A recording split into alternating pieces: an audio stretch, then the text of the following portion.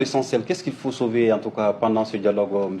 Abdallah Yattara, qui en tout cas est parti depuis hier? Il n'y a rien à sauver.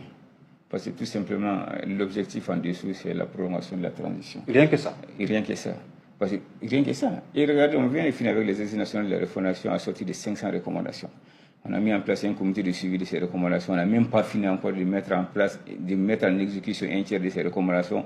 On vient encore avec le dialogue intermalien qui sera assorti peut-être de 300 à 400 recommandations. Mais finalement, dans quel schéma le Mali se trouve? On ne sait pas.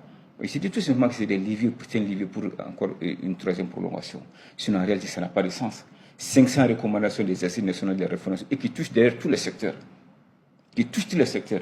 On vient encore, on n'a même pas fini de mettre en place, de mettre en exécution ces recommandations-là. On vient encore nous dire d'un dialogue intermalien qui sera sorti encore d'un plan d'action, peut-être avec 400, 200 ou 100 actions encore. Mais finalement, quel schéma pour le Mali? Entre-temps, le Premier ministre avait élaboré un plan d'action gouvernemental qui a même finalement été abandonné, et qui était budgétisé à près de 2000 milliards, l'équivalent du budget d'État. Tout le monde savait à l'époque que ça ne pouvait pas être exécuté. Mais finalement, dans quel schéma on se trouve effectivement? Le schéma dans lequel on se trouve, c'est uniquement des schémas qui ont pour objectif final chaque fois de prolonger la transition. On ne sait pas dans quel schéma le Mali se trouve. Mais quoi qu'il advienne, il faut que la transition prenne fin, M. Yattara. Elle ne va pas s'éterniser. Forcément, la transition prendra fin un jour ou l'autre, ça c'est sûr. Mais que ça finisse dans de bonnes conditions, c'est le souhait de tous les Maliens.